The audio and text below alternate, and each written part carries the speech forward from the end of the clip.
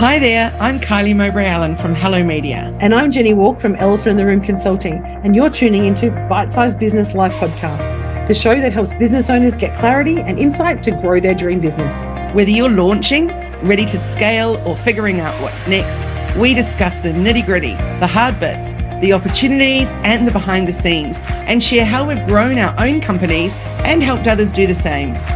We're glad you're here.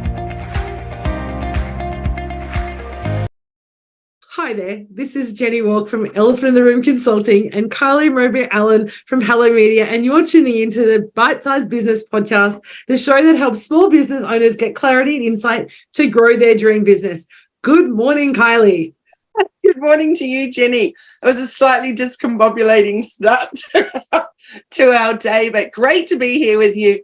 And you're at home in your home office, not in an airport or in a hotel somewhere. It must feel great to be starting off the week in your office. It is. It's really, really exciting. I'm loving actually having a Monday in my office. It's my one day that I normally like to regroup. I do my planning, but we've been doing workshops and other things on Monday, so we haven't had this day. Although tomorrow and then Wednesday, Thursday, I'm all over the country for another 3 days. So at least I get Mondays and Fridays at home this week, which I'm very excited about. That must be very nice. It is. And how has your weekend been? How's your start to the week gone?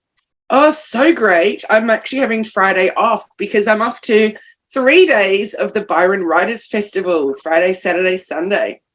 That is so exciting. I've heard such good things about that festival, so I'm excited about that for you. I am too. Many, many, many years ago, like probably 22 years ago, I spoke and did a reading at the Writers Festival of the first book that I was writing, and which I never published. It never got finished, but it feels really exciting to be back. I haven't been back there for at least 10 years, so I'm really looking forward to it, and I'm going with my niece, who's an aspiring writer. So, yeah, it's going to be cool. I'm looking forward to it. That is very, very exciting. I love that. So today, Branding 101 Part 2. So a strong brand can make any business stand out from the crowd. And last week we talked a little bit about psychologies of colours in your branding. And we talked about how does your brand make people feel. So we want to really carry on from that.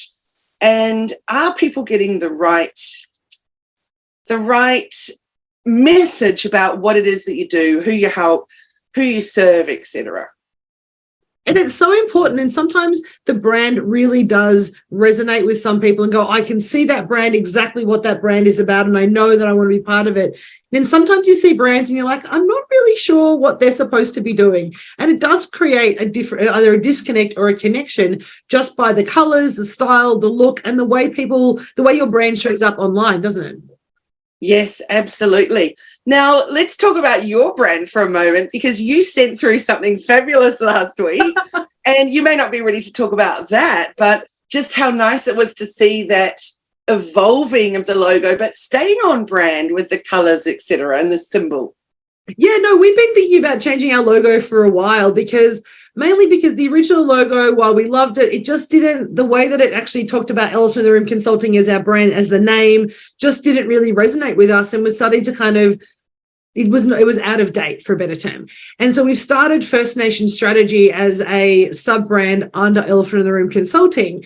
And so we wanted to make something and an identity that's going to match both brands. So both our Elephant in the Room, which is our business coaching and our individual coaching, and our brand in terms of the First Nation Strategy. And it's all it is. It's the same beautiful elephant, just tweaked a little bit, and our font has changed. But it means that now that we can have a suite of brands that will all sit and look similar, but just our elephant has a different kind of look and feel. Yeah, but still super similar. I think that's what was so clever, is that it literally is exactly how you said, it's just evolving. And it just looks so fabulous. And I love you've stayed with the colours, you stayed with the look and the vibe. You've just changed it. But yeah. It's like the same but different, right? same but different, exactly. Super wonderful, super exciting. I'm just launching a new program, I'm hoping at the end of this week. And I know, so that's pretty exciting. So I've been doing the same as you, not so much with the Hello Media brandy logo, but certainly some branding around the new program. So I just find that so fun. I feel like you plan something in your mind, then you plan it on paper, you set your intentions for it, etc. Then it's time to get stuck into what it will actually look like. And that's the fun bit. 100%. The branding for me is where everything starts to come to life. I think when I play with my branding, when we start to look at, how we're showing up to the world and what that looks like, the brand for me is, I guess, really clear. People know what they're getting when they see our brand. We have Elephant in the Room Consulting. Sometimes we're called EITR. So we've now just separated that. So we're Elephant in the Room. A lot of people call us that. And we can be Elephant in the Room Consulting, which is our legal name. And then we have First Nations and then strategy. So the two key words there are that consulting piece and strategy, and then it's just the name that's different, but the logo, as you said, is a connection. And that evolution is such an important part of when you're designing your brand. And that's the piece, I know I learned that off you so early on in our relationship when we started, when we're talking about how do we show up and what do we want our business to look and feel like. That branding piece that you share with me so early on, particularly around colors, I found a real game changer for me, and also the conversations I have with my clients. So why is color? We talked a little bit about color last week, but why do we need to elevate that? It's very much about what you're showing up as, how it makes people feel. If we go back to that discussion about your new elephant, for example, as the symbol in your business, you said something really interesting, which was it was outdated. But actually, it's only to you that it's outdated. It's not necessarily to others. But I totally get what you're saying, because it's been there since the very, very beginning. But what I think you've really done is, rather than replaced what you saw as outdated, you've evolved it. Yes. So I think that so many people do have a very outdated brand set. I look at some of the things, particularly if you look around 5 years ago, it was very, very trendy to have a whimsical, what would you say, like a wreath, but made out of feathers, some flowers and things, and to call your business using your two children's names. Yeah. Now that's awesome if that really suited you at the time. You were very modern, very on trend, etc. What now? What's happened to the business now as it evolves? And how do you sell that business with your two children's names and the feathers and flowers, which is definitely not as much on trend anymore? No. So what is it that it's saying about you and how you're presenting yourself to the world? Now, it's all very well. We talked last week about colours. Now, my favourite colours are pink and green, but they actually don't suit my brand. So I didn't use them. I used variations of some of that pink, but not really. Yeah. So, in fact, I don't even know what you call that colour that I use that's a kind of a pink. So just because something you really like doesn't mean it's right for your brand. It's maybe not coming across right. When you think about what do people look at you and see professionally? Yeah. And I think, and the colours, we talked last week, we started to talk a little bit about colours and the styling. And I think that styling, and I've got a couple of clients who are, showing me their brands at the moment. I'm saying they look really lovely, but also they're making their brand about themselves and not about their customers. And I know you and I talk about this a lot, is that when you have a brand, the brand is for your customers. It's not for you. So yes, it has to showcase you a little bit. It might be a style that you like. It might be an image like my elephant, and there's a backstory to your brand and your values. But when you're creating it, you also it has to resonate with your customers, doesn't it? Yeah, absolutely. In fact, not naming names, but someone we were just talking about just before we came online today, who I've been working with on and off for a number of years. Her business name means something really important to her, and as does the symbol and the icon. However, to anyone else, including me, even knowing her business, it looks like the name is literally something completely different to what you'd expect that it is, in terms of what the business is. But also the logo is literally like a kick, as opposed to a positive check mark, I think is what it's meant to be. So again, it's about, has she used those, which I know she has, because they feel important to her, because it feels that's a really special messaging. I'm going to give you an example of when I did that. So my dad was a film producer in New Zealand, and I had a film production business in Sydney that I started up just after he died. And I was young and I was living in Sydney, and I'd been working in film for quite some time. And I wanted something that would absolutely connect me to him. Now, my dad, one of his favorite sayings was, "You be beauty." And he would always say it in that way. So my mum had got him a personalized number plate, which was you and then a space, BU and then a space, then a T. So you, beauty. So that was fine. That's great. It was just a quirky thing, you know, about him that he used to say. So I thought, great, I'm going to call my film company in Sydney here. After that, it's going to be You Beauty Productions. Awesome.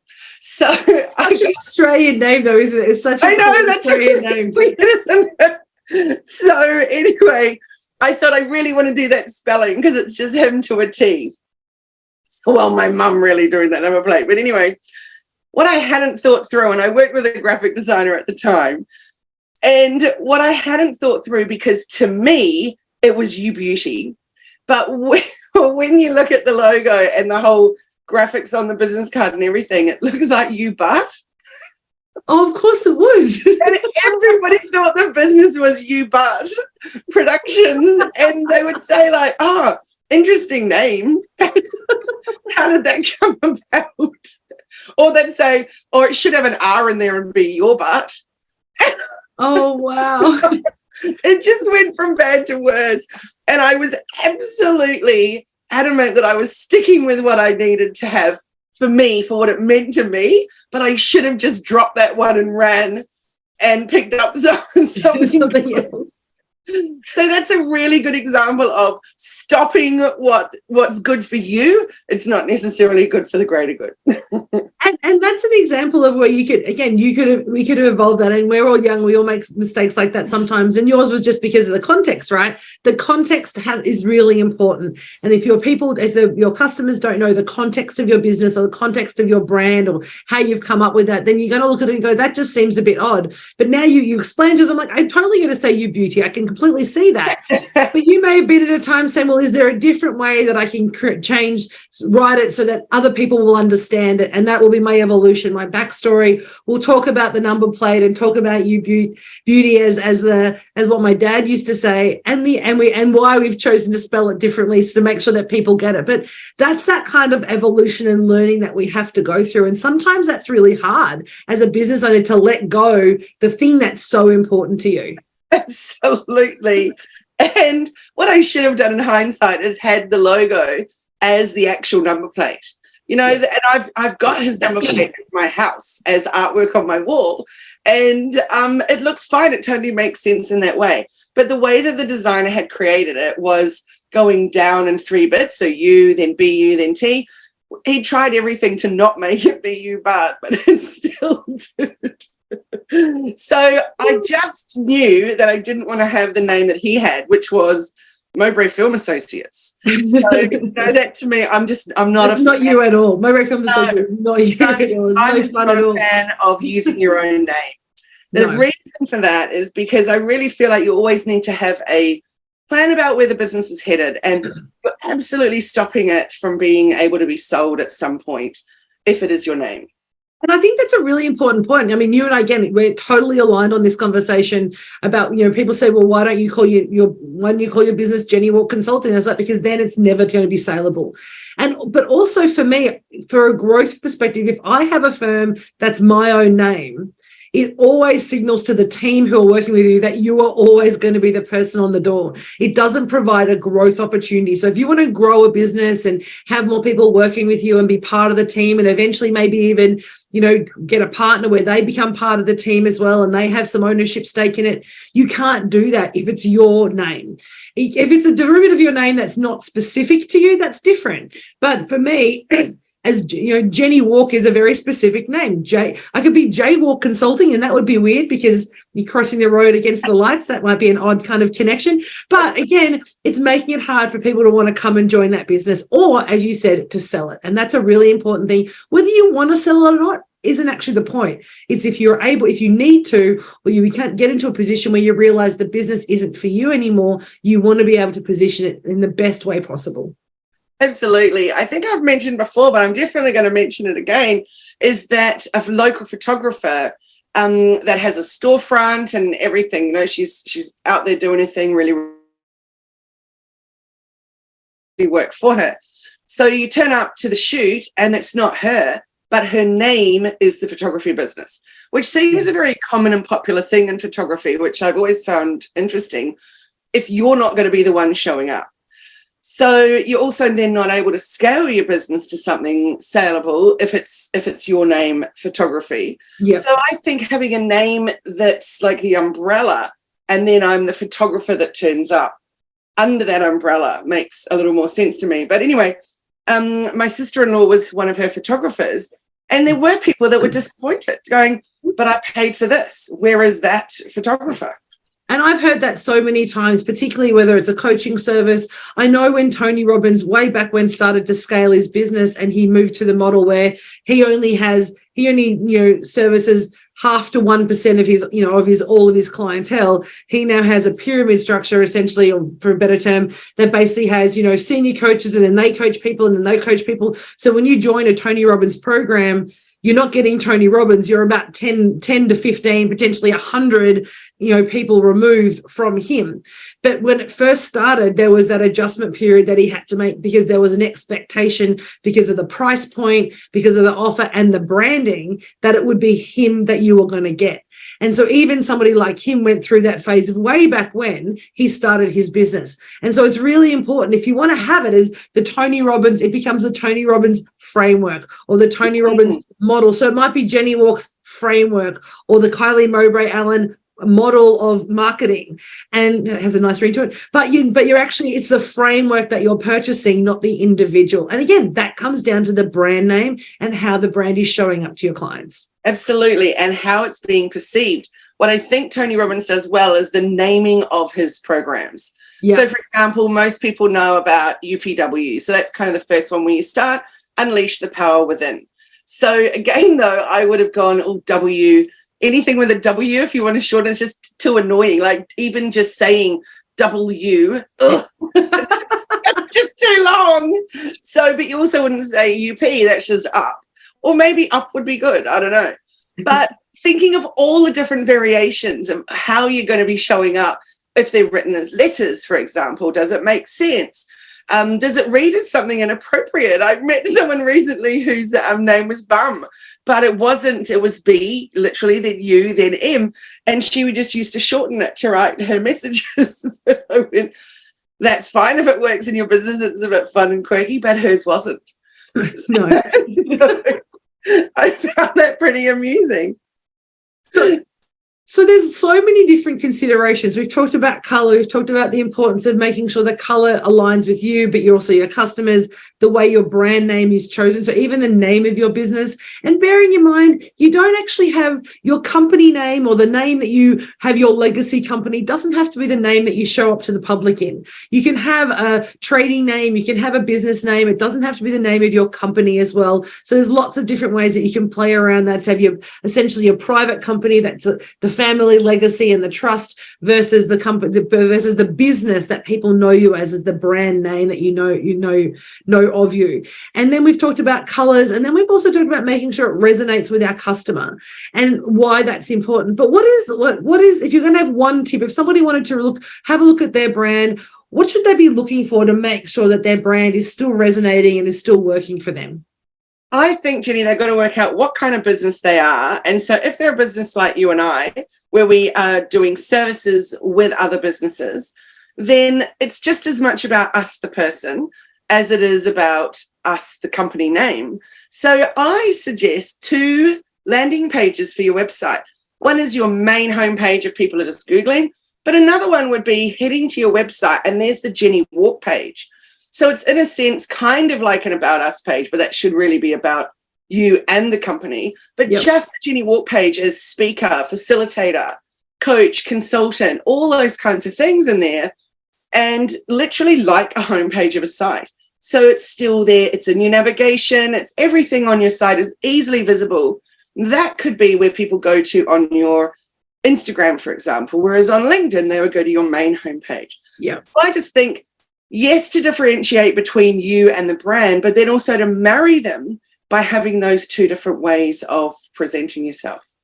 I love that. And I think that's so important, particularly for people that have entrepreneurial spirits and don't necessarily want to be tied to a singular brand. It gives them that sort of standalone page that people get to know and like them as well. So then if they do start to expand their business or grow their business, it actually bounces off the individual rather than the name of the brand. So you're creating a personal identity as well as something for the business as well.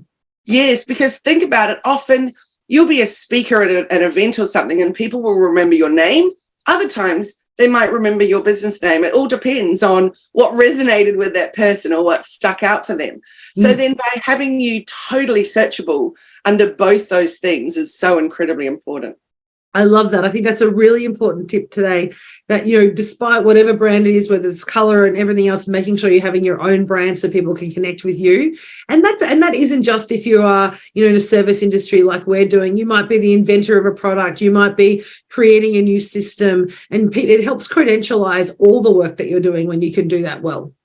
Absolutely. And, we had these clients for about 6 years and they sold their business earlier this year. And I was showing somebody their website because it was made with Wix. It was absolutely brilliant, if I say so myself, but that's because their photos are so incredible and their video. So it was easy to make a really great website for them. And Wix was just the perfect platform for what they needed.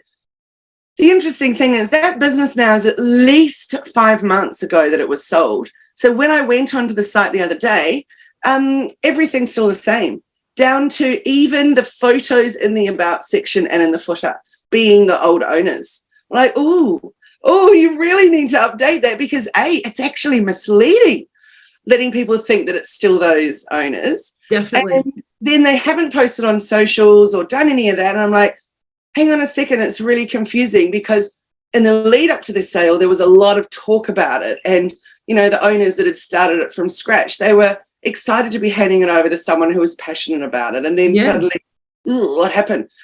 Then another thing that just happened too is I was putting a client onto someone about a different type of a website build, and they hadn't posted on their socials in 40 weeks. And then we went and looked at the website and it was having a little glitch on there as well.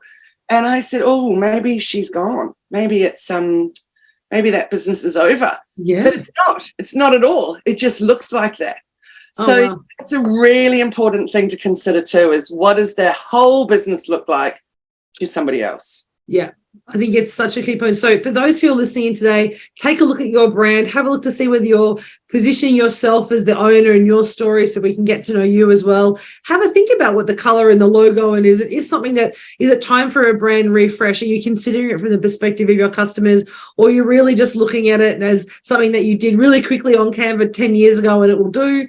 And also, what does that overall brand experience look like? I know that's my big bugbear when I go to websites and I can't click through links, or the pages don't show up, or it gives me a not found, a 404 error. And I'm just like, or not secure in the URL. Not secure. Definitely. All those things. It's time now to have that moment. Your brand is more than just your logo and your colors. It's your website. It's how you show up to your clients, and it can impact quite significantly your business growth or your business future. So make sure you take some time to have a look at that brand. I know, Kylie, you do some brand audits and help people kind of review and refresh their brand. So how can people connect with you? Jump on to hellomedia.team and book a discovery chat. Or jump into our Facebook group where we're sharing updates and tips and tricks and algorithm stuff going on, which is Hello Media. So, come and join us there. What about you, Jenni?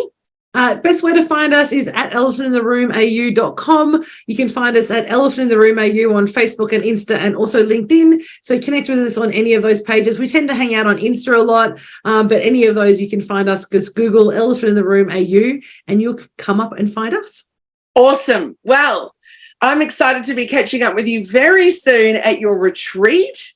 Are there any spots available left for that? We have one spot available. I'm very, very excited. We have 4 amazing women joining us at the retreat. 3 days to change your business, 25 to 27th of August down at Cabarita.